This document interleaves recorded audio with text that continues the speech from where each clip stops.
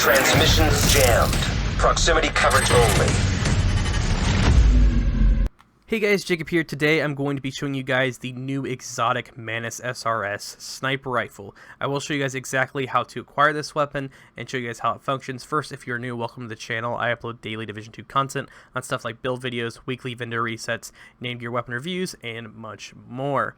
Now to get right into it, I will show you guys exactly how this weapon functions and show you the talents. Like I said, this is the exotic Mantis.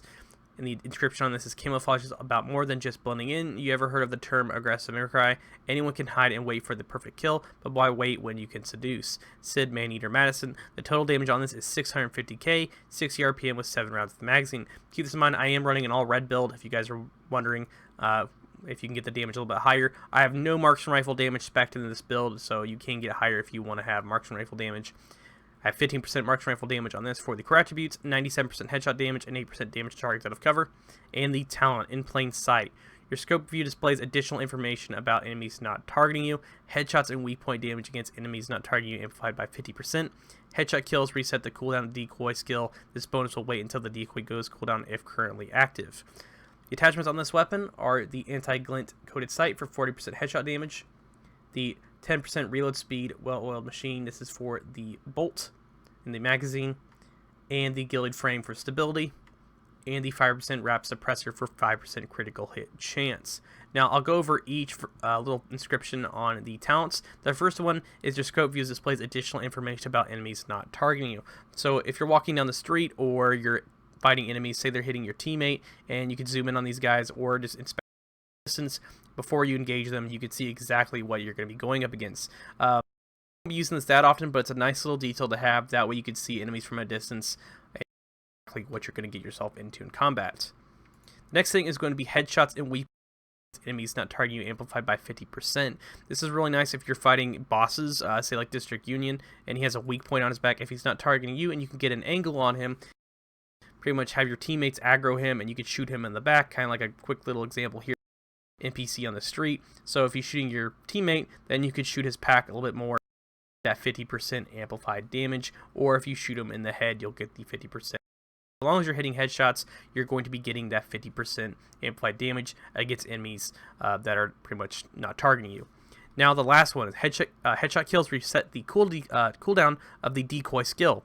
This bonus will wait until the decoy goes on cooldown if currently active. And I will show you guys a quick example of that real quick. And this is with a tier 1 decoy. There's no yellows on this build, keep that in mind. So say you throw this out, or if you have a teammate using a decoy and you get set from a distance, so if an NPC is shooting at this, then you essentially can set, way back in the back, and when it's destroyed, which I'll destroy right now for you guys to see, in 23 seconds, and if you shoot an enemy and kill them, then it will come back instantly. So long as you're sitting here hitting enemies over and over and over again, and you destroy it, and I'll even shoot it on a named target for you guys so you can see the damage, and it comes right back, and you can just constantly throw this over and over and over again.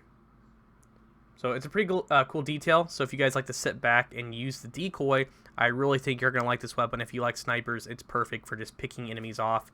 That way when they're shooting at your decoy, you don't have to worry about being up close.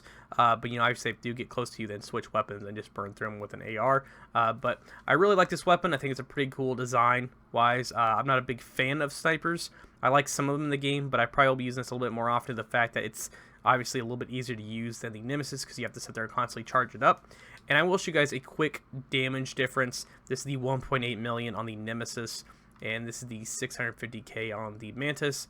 But overall, I think they're both cool sniper rifles, and they're the only ones I really use in the game, so it's really nice that they actually added another exotic sniper, because I felt like we really needed another one, due to the fact that you obviously have your 3 ARs, your 2 SMGs, and then you have the Bullet King and the Pestilence, and the list goes on. And now we're getting a new rifle, and a new pistol in the new raid, so it's nice that they did add this Mantis sniper rifle here, so we get 3 weapons in total.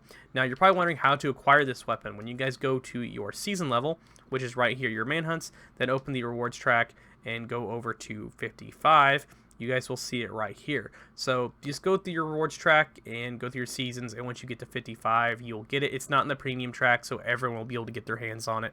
And another way, if you have someone who has this weapon, I'm pretty sure it can drop for them.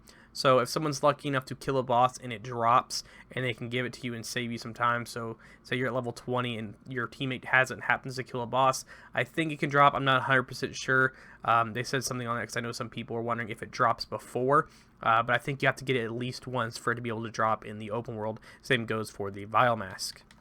Now, that's been it, guys. Thank you all for watching. Make sure you subscribe for more Division 2 content, and I'll catch you guys all later.